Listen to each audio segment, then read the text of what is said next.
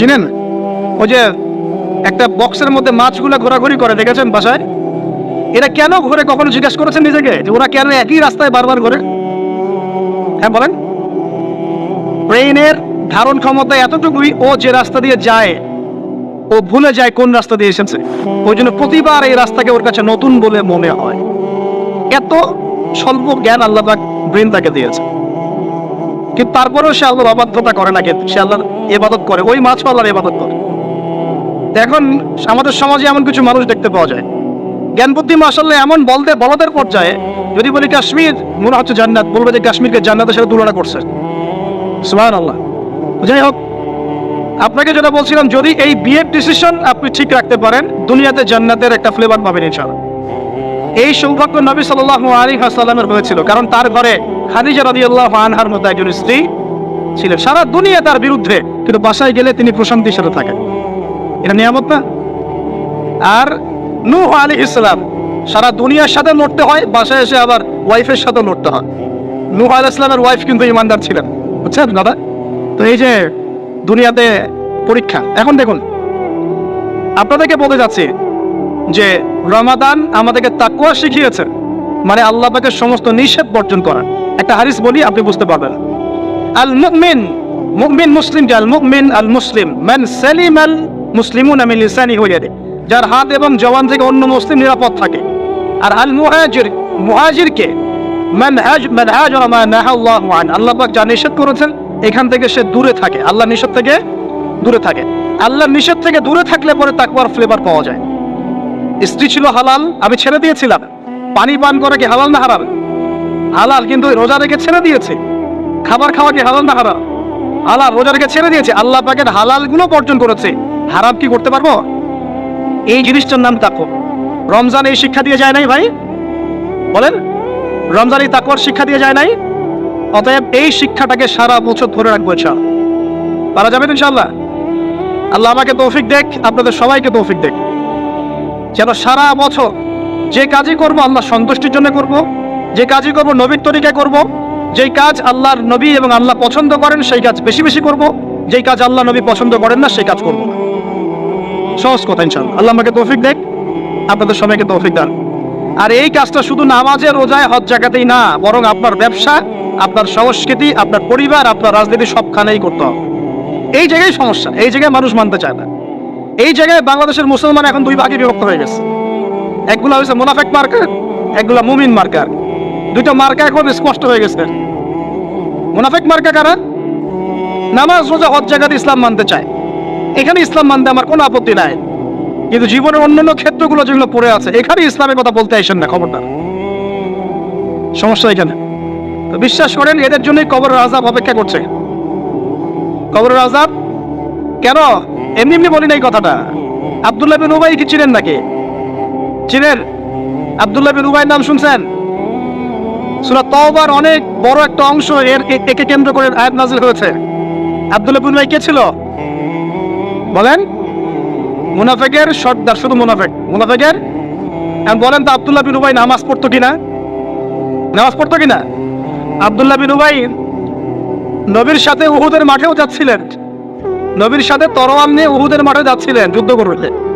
রাস্তা থেকে ব্যাক করেছে যদিও বা, যাচ্ছিল তো নাকি? আচ্ছা, আব্দুল্লাহ বিন উবাই মসজিদে গিয়ে নামাজ পড়তো না বাসায় নামাজ পড়তো? কোন মসজিদে? যেই মসজিদে যাওয়ার জন্য আমরা দোয়া করি আল্লাহ আমাদেরকে নববীতে যাওয়ার তৌফিক দাও, তাই না? ওইখানে কে নামাজ পড়তো? সে নবীকে দেখেছে কি দেখে নাই? নবীর পিছনে নামাজ পড়েছে কি পড়ে নাই? এখন বলেন, তাহলে আব্দুল্লাহ বিন উবাই কেন জাহান্নামে যান? কেন তার কবরের সামনে নবীকে দাঁড়াতে আল্লাহ নিষেধ করলেন? কেন বললেন তুমি যদি সত্য? তাকওয়া মানে আল্লাহর নিষেধগুলো পা বেঁচে বেঁচে চলা। আল্লাহর নিষেধ যেখানে সেখানে পা দেওয়া যাবে না। আল্লাহ তৌফিক দান করুন, আমিন। রমজানকে চিরসবুজ করে রাখবো ইনশাআল্লাহ, যেটাকে আমরা বলি এভারগ্রিন রমাদান। রমাদান হবে চিরসবুজ ইনশাআল্লাহ। সারা বছরই রমাদানের ফ্লেভার থাকবে ইনশাআল্লাহ। তখনই হবে জীবনটা কিসের মতো? হ্যাঁ, জান্নাতি মানুষের মতো ইনশাআল্লাহ। তখনই হবে জীবনটা জান্নাতি মানুষের মতো। এক নাম্বার। দুই, রমাদান দিয়ে গেছে প্রিয় ভাই আমাদেরকে আল্লাহর জন্য ত্যাগের শিক্ষা। দুই নাম্বার, আল্লাহর জন্য ত্যাগের শিক্ষা মানে রমাদান মাসে আমরা খাবার ছেড়ে দিয়েছি, স্ত্রী সহবাস ছেড়েছি, পানি ছেড়েছি, মিথ্যা কথা বলা ছেড়েছি, মাপে গন্ধা ছেড়েছি। কার জন্য ছাড়ছি ভাই এগুলা? মানুষের জন্য, স্ত্রী সন্তানের জন্য, সমাজে মানুষ আমাকে একটা বড় হাজী সাহেব ডাকবে এই জন্য। কার জন্য শাস্তি বলেন তো? এই যে আল্লাহর জন্য ত্যাগের মানসিকতা শিখিয়ে গেছে রমাদান, সারা বছর ধরে রাখবো ইনশাআল্লাহ। রাজি আছি? 1 নাম্বার শাওয়ালে 6 রোজা রাখবো ইনশাআল্লাহ, সারা বছর রোজা রাখার সওয়াব পাবো। 2 নাম্বার রমাদানের শিক্ষা ছিল তাকওয়া, সারা বছর তাকওয়া ধরে রাখবো ইনশাআল্লাহ। 3 নাম্বার রমাদান শিখিয়েছে আল্লাহর জন্য ত্যাগের মহিমা, আল্লাহর জন্য আমরা ত্যাগ করা শিখবো, ছেড়ে দেওয়া শিখবো ইনশাআল্লাহ।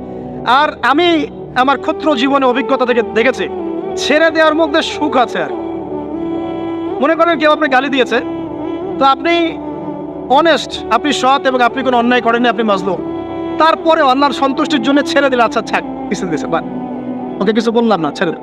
এই ছেড়ে দেওয়ার মধ্যে যে এত সুখ, এটা আপনি বুঝতে পারবেন না। এই সুখটা উপলব্ধি করেছেন স্বয়ং রাসূল সাল্লাল্লাহু আলাইহি ওয়াসাল্লাম। মক্কা বিজয়ের দিন ওই যে বহু মানুষ এসে কি বলেছিল, ভয়ে কাঁপছে যে রাসূল সাল্লাল্লাহু আলাইহি ওয়াসাল্লাম তাদেরকে আবার মৃত্যুদণ্ড দেন কিনা, আছে না? আল্লাহ নবী বললেন যে লা তাসরিবা আলাইকুমুল ইয়াউমা, তোমাদের উপর আজকে আমার কোনো অভিযোগ নাই, ওয়া আনতুমুত তুলাকা, তোমরা মুক্ত, যাও, ছেড়ে দিল। এটা শান্তি। ইউসুফ আলাইহিস সালামের ভাইরা কুয়াতে ফেলে দিয়েছিল না, সেখান থেকে মিশরের বাজারে, সেখান থেকে রাজপ্রাসাদে, সেখান থেকে জেলখানায়, জেলখানা থেকে রাষ্ট্র ক্ষমতায়। কি লাইফ, ট্র্যাজেডি, লাইফের ট্র্যাজেডি দেখেছেন? এখন ইউসুফ আলাইহিস সালাম যখন শেষে ভাই থেকে চিনলেন, তিনি কি ভাইদের প্রতি প্রতিশোধ নিয়েছেন? বলেছেন যাও, মাফ করে দিলাম, ছেড়ে। এটাই শান্তি। আল্লাহর জন্য ত্যাগের মহিমার মধ্যে শান্তি আছে। আল্লাহ পাক আমাদেরকে ত্যাগ করার তৌফিক দান। তাই বলে সব জায়গায় আবার ত্যাগ করা যাবে না, এটাও মাথায় রাখতে হবে। বুঝতে পারছেন না কথা বলে? মনে করেন যে আপনার পরিবারে আপনার বোনকে কেউ টিস করেছে, না বুঝতে পারি, ছেড়ে দিব? যা বাবা তুই টিস করেছিস, যা দিলাম, ছেড়ে। এরকম মনে করেন যে কারো সমাজের মধ্যে কাউকে ধর্ষণ করা হচ্ছে, না বুঝতে পারি না, আর আমরা বলবো যে যাক মানবতা দেখালাম, ছেড়ে দিলাম, ইসলাম তো মানবতা ধর্ম, যাও ছেড়ে দিলাম, বললাম, বলা হবে?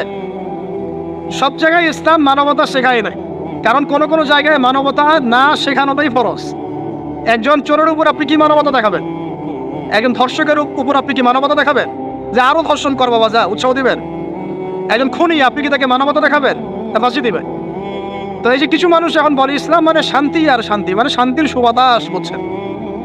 ওরা ওই যে ইসলাম থেকে বদর, উহুদ, খন্দক, খায়বার সব কাট করে ফেলছেন। এগুলো ইসলামে নাই। ইসলামে শুধু আছে সালাম, সালাম, আফসুস সালাম, খালি সালাম দিবা আর তোমরা কি করবো, খাবার খাওয়াবা, ব্যাস। আর ইসলামের যে আরো বড় বড় বিধানগুলো আছে, এগুলো পাশ কাটিয়ে এড়িয়ে যাবে। ইসলাম তো শান্তির ধর্ম। আর বাবা শান্তি মানে কি? শান্তি মানে আল্লাহর বিধানগুলো মেনে নিয়ে আল্লাহর সামনে আত্মসমর্পণের মধ্য দিয়ে শান্তি অর্জন করা। এই হলো ইসলামের ডেফিনেশন। আল্লাহ পাক আমাদেরকে পূর্ণাঙ্গতা বোঝার তৌফিক দান করুন, আমিন। হ্যাঁ, যেটা বলছিলাম প্রিয় ভাইরা, অন্যের কষ্ট উপলব্ধি করে আমরা সারা বছর অন্যের স্বার্থকে অগ্রাধিকার দিব ইনশাআল্লাহ। যদি আমাদেরকে কেউ কষ্টও দেয়, আল্লাহর ওয়াস্তে মাফ করে দিবেন, তবে যেখানে মাফের কোনো সুযোগ নেই সেখানে মাফ করতে যায়। আল্লাহ পাক বোঝার তৌফিক দেয়। 4, রমাদান দিয়ে গেছে গরিবের কষ্ট উপলব্ধি করার মানসিকতা। যখন না খেয়েছিলাম তখন গরিবের কষ্ট বুঝি নাই। না খেয়ে থাকলে কেমন লাগে, পানি না পান করতে পারলে কেমন লাগে। হ্যাঁ, এটা আল্লাহ পাক কেন দিয়েছেন? যাতে করে আমরা সমাজের এই দুস্থ মানুষগুলোর কষ্ট বুঝতে পারি। আল্লাহ পাক সারা বছর আমাদেরকে গরিবের সেবা করার তৌফিক দান করেন। আর এখন গরিবের রক্ত খুব চুষে খাওয়া হয়, তাই না ভাই? গরিবের রক্ত চোষা একটা সমাজ চলতেছে, আর রক্ত চোষা একটা অর্থনীতি চলতেছে। এই অর্থনীতির জনক থাকা এলাকায় এতিমখানা গড়ে তোলেন, এতিমদেরকে ফ্রি পড়াশোনার ব্যবস্থা করেন, তাদেরকে কোরআন শেখান, তাদের পিছনে টাকা ইনভেস্ট করেন, তাদের মাথায় হাত বোলান, আল্লাহ রহম করবে ইনশাআল্লাহ। আল্লাহ তৌফিক দান করে দেবেন। এরপরে রমজান শিখিয়ে গেছে আমাদেরকে 5 নাম্বার, বেশি লম্বা করবো না, আমি আপনাদেরকে বিরক্ত করতে যাচ্ছি না, আমি 10টা পয়েন্ট বলছি। 5 নাম্বারটা দেখুন, এর মনোযোগ দেন, এটা খুব ইম্পর্টেন্ট। রমজান দিয়ে গেছে কোরআন। রমজান কি দিয়ে গেছে ভাই? এটাই তো সবচেয়ে বড় কথা নাকি? রমজানের সবচেয়ে বড় কথা কি? এই মাসে কি হয়েছে? কোরআন নাজিল হয়েছে। তো রমজান মাস চলে গেছে, কি আমরা কি কোরআনটাকে এখন বন্ধ করে রেখে দিব ভাই? রমাদান মাসে কারা কারা কোরআন খতম করেছেন হাত তোলেন দেখি। সুবহানাল্লাহ, মাত্রই কয়জন? রমাদান মাসে কোরআন খতম করেছেন কারা কারা? অন্তত একবার। আল্লাহু আকবার। আল্লাহ আমাদেরকে মাফ করুন, আমিন। আল্লাহ আমাদেরকে মাফ করুন। আমি খুবই হতাশ হলাম। রমাদান মাসে কোরআন অন্তত একটা বার তো খতম করা উচিত ছিল নাকি ভাই? আচ্ছা, রমজানের সম রাখেন কেন জানেন? রমজান মাসে কোরআন নাজিল হয়েছে, এটা রমজানের সম্মান। আল্লাহ পাক বলেন নাই শাহরু রমাদান আল্লাযী উনজিলা ফীহিল কোরআন? আল্লাহ পাক বলেন নাই রমজান সেই মাস যেই মাসে কোরআন নাজিল হয়েছে? ইন্না আনজালনাহু ফী লাইলাতিল কদর, কদরের রাতে আমি কোরআন নাজিল করেছি। তাহলে রমাদান মাসে কোরআন পেয়েও যারা কোরআন পড়লো না, বুঝলো না, খতম করলো না, আমি তাদের জন্য আফসোস ছাড়া কিচ্ছু করতে পারছি না। আচ্ছা যাই হোক, যা করেছেন করেছেন, তওবা করা যাবে তো ইনশাআল্লাহ? আমার সাথে বলেন আস্তাগফিরুল্লাহ আল্লাযী লা ইলাহা ইল্লা হুয়াল হাইয়ুল কাইয়্যুম ওয়া আতুবু ইলাইহি। আল্লাহ আমাদের সবাইকে কোরআন তেলাওয়াত করার তৌফিক দান করুন, সবাইকে কোরআন তেলাওয়াত শেখার তৌফিক দান করো। আর ভাই, যোগ্যতা অর্জন করে তো দিনের কাজ করতে হবে, আগে তো কোরআন তেলাওয়াত করা শিখতে হবে নাকি? আল্লাহ পাক সবাইকে কোরআন তেলাওয়াত শেখার তৌফিক দান করো, কোরআনের তাফসীরগুলো পড়ার তৌফিক দান করো। আল্লাহ পাক প্রতি মাসে কমপক্ষে একবার করে কোরআন খতম করার তৌফিক দান। আল্লাহর রাসূল রমজান মাসে কোরআন এক খতম করতেন। জিবরাইল আলাইহিস সালাম আসতেন, তিনি পড়তেন, তিনি শুনতেন, তিনি পড়তেন, তিনি শুনতেন। এভাবে তারা প্রতি রমাদানে কোরআন খতম করতেন কি না? তার মানে মাসে কোরআন খতম করা রাসূলের সুন্নাত না? আমরা কি এই সুন্নাতটা জীবিত করতে পারবো না ইনশাআল্লাহ? প্রত্যেক দিনে এক পারা করে পড়লেই হয়ে যায়।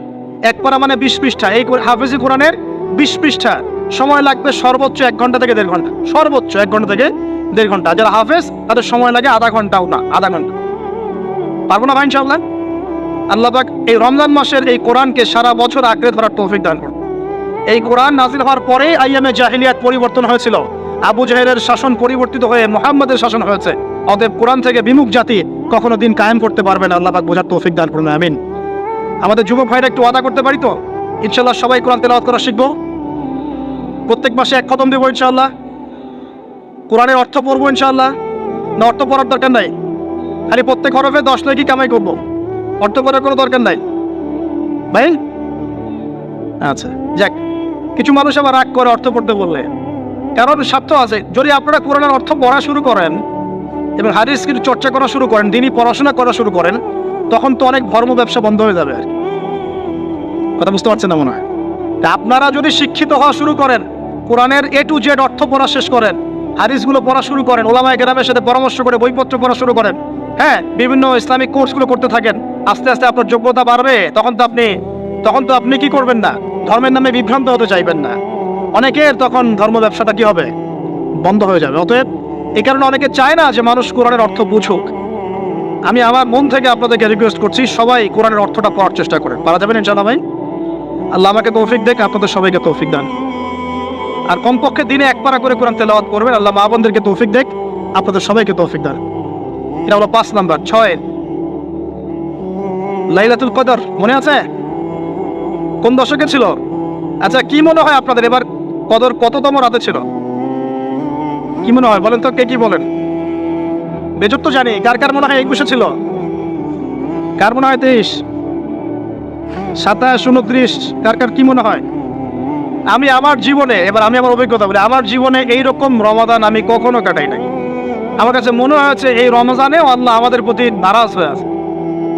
পুরো রমজান চলে যাচ্ছে, বৃষ্টি হচ্ছে না, এই সামান্য একটু বৃষ্টি, অথচ রমজান মাস আসার আগেই পরিবেশ ঠান্ডা হয়ে যেত না? আগে রমজান মাসে কন্টিনিউয়াসলি বৃষ্টি হতো, স্পেশালি শেষের দশকে অনেক বৃষ্টি হতো, এবং বৃষ্টি ছিল একটা আলামত যেটা দেখে আমরা চিনতে পারতাম যেটা কদরের রাত হতে পারে। এবার চেনাই যাচ্ছে না, খেয়াল করে দেখেন নাই? গরম, আর আমরা তো ঢাকায় ছিলাম, গরমের তীব্রতায় থাকা যাচ্ছে না, এসি থেকে বাইরে বেরিয়ে হওয়া যাচ্ছে না। আল্লাহ পাক নারাজ, ইস্তেসকার দোয়া করা হচ্ছে, বৃষ্টি হচ্ছে না। চিন্তা করতে পারেন? আর এমনও যুগ ছিল যে ওলামায়ে কেরাম, মানে দ্বীনের যারা রিপ্রেজেন্টেটিভ, আলেম ওলামা, মুত্তাকি পরহেজগার ব্যক্তিরা আনাচে কানাচে দোয়া করতো, সাথে সাথে বৃষ্টি নামা শুরু হতো। আমরা জীবনে শোনেন কেন হচ্ছে না? কারণ আমরা হয়তোবা এখনো সেই পর্যায়ের তাকওয়া, সেই পর্যায়ের আল্লাহর ভীতি এখনো অর্জন করতে পারি নাই, যে আমরা দোয়া করলেই সাথে সাথে কবুল হয়ে যায়। হয়তোবা আমাদের ভিতরে অনেক ত্রুটি আছে, এই ত্রুটিগুলো আগে দূর করতে হবে। আল্লাহ পাক তৌফিক দান করুন। আর আমার মনে হয় এমন অনেক মানুষ এই বাংলার জমিনে আছেন যারা যদি এই নামাজের সুযোগ পেতেন তাহলে তারা দোয়া করার সাথে সাথেই বৃষ্টি বর্ষণ, কিন্তু তারা সুযোগ পাচ্ছেন না। এই একজন ছেলে বুঝতে পারছে কথার অর্থটা কি। এমন বহু মানুষ বাংলার মাটিতে আছে, হয় তারা যদি সুযোগ পেত নামাজটা পড়ার, হয়তো বা বৃষ্টি হতো। নাই বুঝলেন,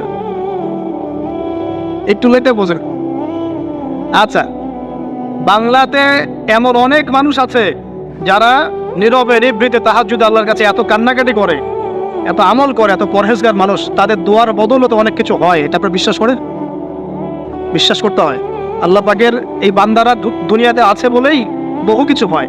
আল্লাহর অনেক আযাব গজব আল্লাহ পাক উঠিয়ে নেন। আর এখন যে অবস্থা হয়েছে, আমরা সবাই বেশিরভাগই, আমরা সবাই বলবো না, বেশিরভাগই চেষ্টা করেন তাদেরকে যাকাত দেওয়ার চেষ্টা করেন। এবং ফি সাবিলিল্লাহ, দিনের কাজগুলো যেগুলো হয়, দিনের মসজিদ, দিনের মাদ্রাসা, দিনী মেহনত, দিনী অ্যাসোসিয়েশন, দিনী কোনো প্রজেক্ট, এইগুলোতে আপনি বেশি বেশি দান খয়রাত করার চেষ্টা করেন। আল্লাহ পাক তৌফিক দান করুন। 8 নম্বর 9, তারাবি, তাহাজ্জুদ, নামাজ, এগুলো আমাদেরকে ঐক্যের চেতনা শিখিয়েছে। আমরা শাওয়াল মাস আসার সাথে সাথে যেন এগুলো ভুলে না যাই।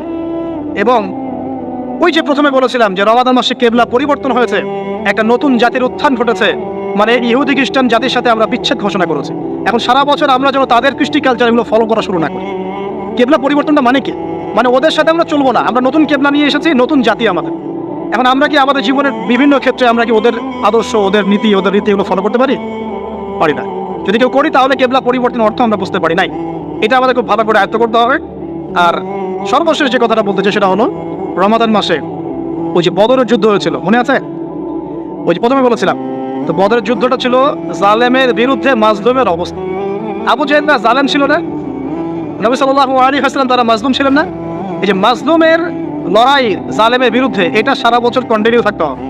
এটা কেমন? আমাদের সবার নফসই এখন জালেম, জালেম কি না? নফস তো চায় উড়ে বেড়াতে, আল্লাহর বিধান মানতে চায় না, নামাজ পড়তে চায় না, দান সদকা করতে চায় না, যাকাত দিতে চায় না, সব দুনিয়াবি বিষয়ে ব্যস্ত থাকতে চায়। নফসকে আগে কন্ট্রোল করেন, নফসের জুলুমগুলো আগে দমন করেন। পরিবারে বহু জালেম আছে না? পরিবারের মধ্যে জুলুম বন্ধ করেন।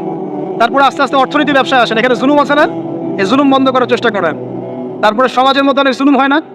এই জুলুমগুলো বন্ধ করার চেষ্টা করেন। বদরের চেতনা মানে হচ্ছে সর্বস্তরের জুলুমের বিরুদ্ধে মাজলুমের একটা অবস্থা। এই চেতনা রমজান শিখিয়েছে।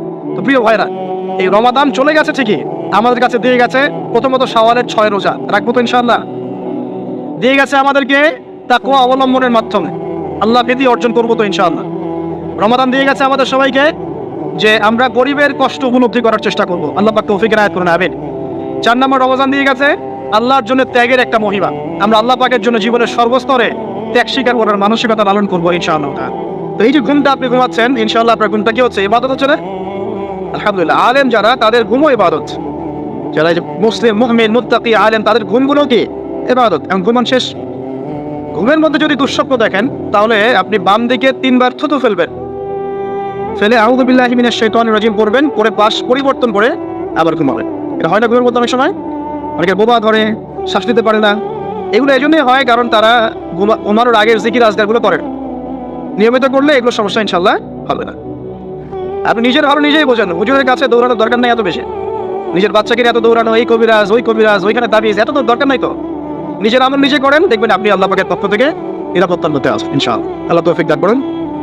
এরপরে ঘুম থেকে উঠলেন, চেষ্টা করবো আমরা ঘুম থেকে ওঠার কয়টার সময়? 5টায় যদি ফজরের নামাজ হয় বা 4:30 যদি ফজরের নামাজ হয়, মিনিমাম 4টায় উঠতে হবে। কয়টায়? 4টায়। এই জন্য যদি অ্যালার্ম দেন করিতে, অ্যালার্ম দিবেন প্রত্যেক 1.5 ঘন্টা পর পর। মনে করেন যে আপনি 1.5 ঘন্টা ঘুমাতে যাচ্ছেন, তাহলে 1.5 ঘন্টা পরে অ্যালার্ম সেট করবেন, অথবা 3 ঘন্টা পর, অথবা 4.5 ঘন্টা, অথবা 6 ঘন্টা, মানে 1.5 ঘন্টার গণিতক দিয়ে আপনি অ্যালার্ম সেট করবেন, দেখবেন উঠতে পারবেন খুবই ইজিলি। এতে 1.5 ঘন্টায় আপনার ঘুমের সার্কেলটা পূর্ণ হয়। এটা ঘুমের সার্কেল পূর্ণ হতে আমাদের মাথায় তো রেস্টের দরকার আছে, এটা পূর্ণ হতে 1.5 ঘন্টার মতো সময় লেগে যায়। তো এটা একটা ট্রিক বললাম আপনাদেরকে, আপনি করতে পারেন, উপকৃত হবেন ইনশাআল্লাহ। তো ফজরের নামাজের মিনিমাম আধা ঘন্টা আগে আমাদের ওঠার অভ্যাস করতে হবে। এই যে ঘুমটা ভাঙার সাথে সাথে কি করবো? ভাঙার সাথে সাথে আল্লাহ শুকরিয়া, আলহামদুলিল্লাহিল্লাযী আহইয়ানা বা'দা মা আমাতানা ওয়া ইলাইহিন নুশুর। ব্যাস, এই যে ইবাদত হয়ে গেল। এবার আপনি আরেকটা দোয়া পড়বেন, শিখে নেন। আপনি পড়বেন লা ইলাহা ইল্লাল্লাহ ওয়াহদাহু লা শারীকা লাহু লাহুল মুলকু ওয়া লাহুল হামদ ওয়া হুয়া আলা কুল্লি শাইইন কাদির সুবহানাল্লাহ আলহামদুলিল্লাহ ওয়া লা ইলাহা ইল্লাল্লাহ আল্লাহু আকবার লা হাওলা ওয়া লা কুওয়াতা ইল্লা বিল্লাহ আল্লাহুম্মা ইগফিরলি। এটা পড়ার পরে হাত তুলে দোয়া করেন, যা দোয়া করবেন তাই পাবেন ইনশাআল্লাহ। এটা জানতেন না? তো এই দোয়াটা হচ্ছে দোয়া কবুলের অস্ত্র। ঘুম থেকে ওঠার পর যদি এই দোয়াটা করে দোয়া করেন, ইনশাআল্লাহ দোয়া কবুল হয়ে যাবে ইনশাআল্লাহ। আমাদের জীবনে চাওয়া পাওয়ার কি অভাব আছে? প্রচুর চাওয়া পাওয়া। বৈধ চাওয়া পাওয়াগুলোকে পাওয়ার জন্য আল্লাহর সাথে সম্পর্ক করতে হয়, আর আল্লাহ পাকের সাথে সম্পর্কে কিছু ওসিলা মাধ্যম লাগে। এই দোয়াগুলো হলো মাধ্যম, আমলগুলো হচ্ছে মাধ্যম। তো আল্লাহ পাক যেমনটা বলেছেন, ফাযকুরুনি আযকুরকুম ওয়াশকুরুলি ওয়া লা তাকফুরুন, তোমরা আমাকে স্মরণ করো, আমিও তোমাদেরকে স্মরণ। আল্লাহ পাক তো এভাবে বলেছেন, যখন একজন মানুষ মনে মনে আমাকে ডাকে, আমিও মনে মনে ওকে স্মরণ করি। মনে করেন আপনি মনে মনে আল্লাহকে বলছেন, আল্লাহ আমি অসুস্থ, আমাকে শিফা দাও। বা আমার রিজিকের টেনশন আছে, আমার রিজিকের টেনশন দূর করে দাও। আল্লাহ আমাকে হেফাজত করো, আল্লাহ আমাকে দিনের জ্ঞান দাও, তোমার আনুগত্য করার তৌফিক দাও। এই যে মনে মনে আপনি আল্লাহকে ডাকছেন, নিঃসন্দেহে ওই মুহূর্তে আল্লাহ পাক আপনাকে স্মরণ করছে।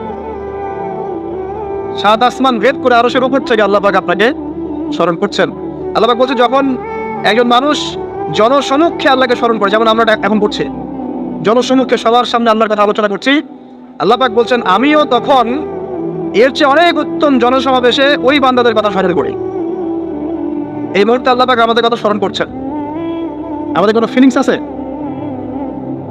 আল্লাহ আমাদের কথা স্মরণ করছেন। ওই যে যুবক ছেলে বসে বসে ফোন টিপছে, কোনো ফিলিংস আছে? মানে মনস্তাত্ত্বিক ভাবে অন্তরে যখন নূর থাকে না, পাপ করতে করতে যখন অন্তরটা কলুষিত হয়ে যায়, কোনো ফিলিংস কাজ করে না। এক খুন করবে, কোনো ফিলিংস নাই। সুদ খাচ্ছে, কোনো ফিলিংস নাই। জেনা করছে ডেইলি, কোনো ফিলিংস নাই। দেখবেন ঘুষ নিচ্ছে, দুর্নীতি করছে, মানুষের সম্পদ আত্মসাৎ করছে, যারা বলবেন ফিলিংসও নাই, আমি একটা পাপ করছি। কখন এরকম হয় জানেন? যখন এক কথায় যখন মানুষ পাপ করতে করতে করতে করতে, এই যে কলব বলে একটা কথা আছে, এই কলবের উপরে কালো কুৎসিত একটা মরিচা পড়ে যায়, তখন আর ফিলিংস কাজ করে না। তো ফিলিংস কাজ করানোর বুদ্ধি কি? দুইটা বুদ্ধি আছে। এক, বেশি বেশি কোরআন তেলাওয়াত করা, তাহলে অন্তরের মরিচা দূর হয়ে যাবে ইনশাআল্লাহ। আর দুই হচ্ছে বেশি বেশি মৃত্যুর কথা স্মরণ করা, তাহলে মনের মধ্যে যে কালিমাগুলো আছে আস্তে আস্তে দূর হবে ইনশাআল্লাহ। মৃত্যুর কথা কে স্মরণ করে? এখন মানুষের চলাফেরা করে এমন ভাবে যে কোনোদিন মরবেই না। কে স্মরণ করে? যে টেবিলের তল দিয়ে ঘুষ নিচ্ছে ও স্মরণ করে মৌতের কথা। তো এবার আপনি শুকরিয়া আদায় করছেন, আলহামদুলিল্লাহ ইল্লাযী আহইয়ানা বা'দা মা আমাতানা ওয়া ইলাইহিন নুশুর। আধা ঘন্টা আগে ঘুম থেকে উঠেছেন, এখন কি করবেন? বাথরুমে যাচ্ছেন। এই বাথরুম করাটাকে দুনিয়াবি কাজ না, এই কাজটা ইবাদত হবে যদি আমি ঢোকার সময় বাম পা দিয়ে ঢুকি আর বলি, কি বলি? আল্লাহুম্মা ইন্নী আউযু বিকা মিনাল খুবসি ওয়াল খাবাইস। এখন বাথরুম করতে আপনার 10 মিনিট লাগুক আর 15 মিনিট লাগুক আর 5 মিনিট লাগুক, এই পুরো সময়টা নেকি পাবে না। সুবহানাল্লাহ। আর কি চাই? বের হবো, এখন বের হওয়ার সময় কি বলবো? উফরানাকা, নেকি পাচ্ছেন। একটা দোয়া আছে, আলহামদুলিল্লাহ ইল্লাযী আযহাবা আনিল আযান ওয়া আফানি উফরানাকা। এবার আপনি ওযু করবেন। ওযুটা ধীর স্থির ভাবে করবেন, তাড়াহুড়া করবেন না। ওযুর প্রত্যেকটা অঙ্গ প্রত্যঙ্গ 3 বার করে ধোয়ার চেষ্টা করবেন। শুধু মাথা মাসে হবে কয়বার? এক। ওযু করার পরে আপনি হাত তুলে আল্লাহর কাছে দোয়া করুন। ওই সময়টা কখন? রাত 4টা থেকে 4:30 বাজে, তাই না? তার মানে আল্লাহ রাব্বুল আলামিন এখন প্রথম আসমানে আছেন। কিভাবে আল্লাহ পাক আছেন সেটা আল্লাহর উপর ছেড়ে দেন। আমাদের এটা নিয়ে ব্যাখ্যা করার দরকার নাই, চিন্তাও করার দরকার নেই। আল্লাহ পাক বলেছেন আমি নেমে আসি, বাস নেমে আসি। এত বেশি বুদ্ধিজীবী হওয়ার দরকার নাই। খুব বেশি বুদ্ধিজীবী হয়ে গেলে আমার মানুষ খেয়ে হারিয়ে ফেলে। অত দরকার নাই, শুনেছি মেনেছি, ব্যাস যথেষ্ট। আল্লাহ পাক নেমে আসেন, কি বলেন? আল্লাহ বলেন যে কেউ কি আছো আমার কাছে কিছু চাইবে, আমি দিব। কেউ কি আছো যে আমাকে ডাকবে, আমি তোমার ডাকে সাড়া দেবো। কেউ কি আছো আমার কাছে কোনো কিছু দোয়া করবে, হ্যাঁ হাজত আছে, আমি পূরণ করে দেবো। এভাবে আল্লাহ পাক ফজর পর্যন্ত বলতেই থাকেন, বলতেই থাকেন, বলতেই থাকেন। বলেন তো আমাদের কোনো ফিকির আছে? আমরা সবাই ঘুমাই কয়টা? একটায় না, দুইটায় না, তিনটায় ম্যাক্সিমাম এখনকার। আমি যে বিষয়টা নিয়ে কথা বলছি এটা খুবই কঠিন। 9টা থেকে 10টার মধ্যে বা 11টার মধ্যে ঘুমাতে হবে, এটা খুবই কঠিন বিষয় এখনকার জেনারেশনের কাছে। এর জন্য প্রথম যে কাজ